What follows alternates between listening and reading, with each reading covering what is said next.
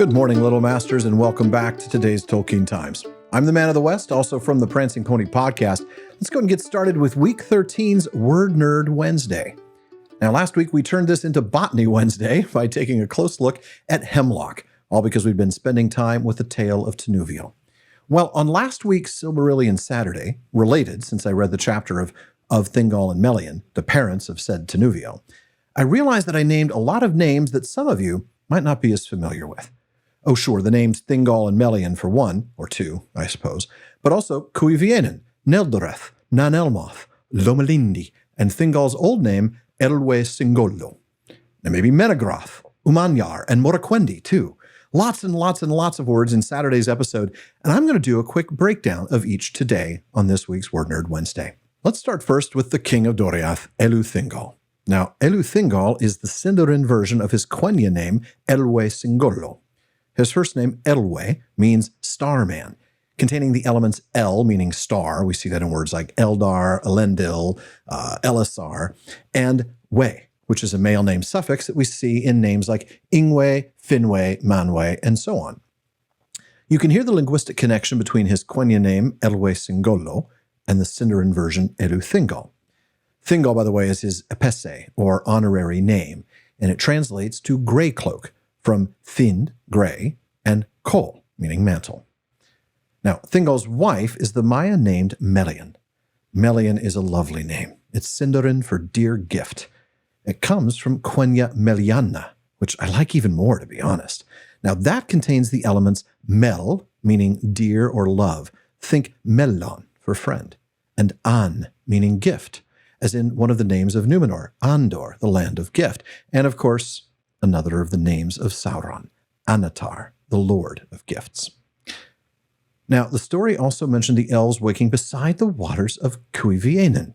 Now, that's the land in the far east of Middle-earth, to the southeast of the inland sea of Rhûn, where the elves were first awoken by Iluvatar himself.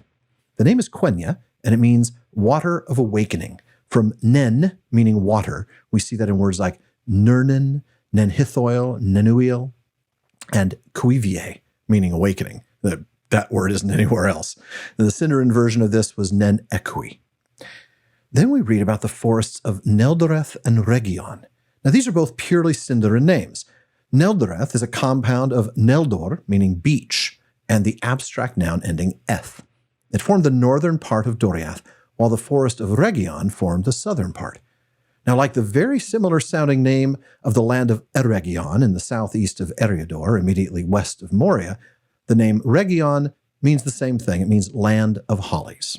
So you have beaches in the north, hollies in the south. Nan Elmoth most likely means valley of star something. Now, Robert Foster, in his complete guide to Middle Earth, says valley of stardusk.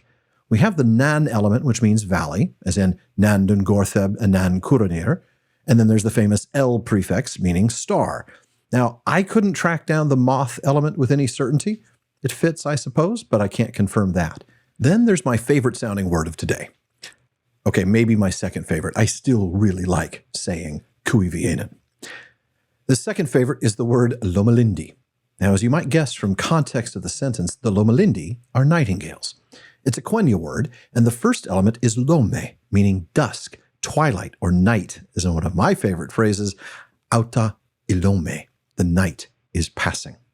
Now, the second element is Lind, meaning song or music, like in Ainulindale, the music of the Ainur, Laurelin, song of gold, and Lindon, land of music. Now, of course, Thingol wouldn't allow Quenya to be spoken in his realm, so what are these birds called in Sindarin? Because they wouldn't be called Lomelindi by him.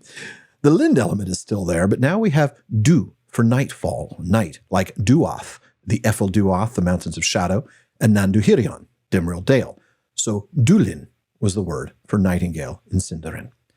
But the Sindarin poetic version was Tinuviel, the name Beren gave to Luthien when he first encountered her. Now, Menegroth is an easy one. It's Sindarin, of course, and it comes from Meneg, meaning thousand, and Groth, meaning excavation. The closest thing to that is Nogrod, the TH becoming a D. But what's this sentence about Thingol being king though he was of Umanyar, he was not accounted among the Moraquendi? Okay, well, Umanyar simply means those not of Aman. And then Morquendi means elves of darkness. You already know the Quendi root meaning elves. And whether you're aware of it or not, you know the Mor prefix. It means darkness, like Mordor, Morgoth, Morgul, Moria, Mormagil, Moranon, and well, more.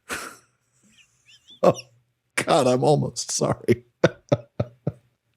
Folks, that is it. Thank goodness for today's Multiple Word Nerd Wednesday. But come back as we wander the wide, wild, wonderful world of words weekly on Wednesdays.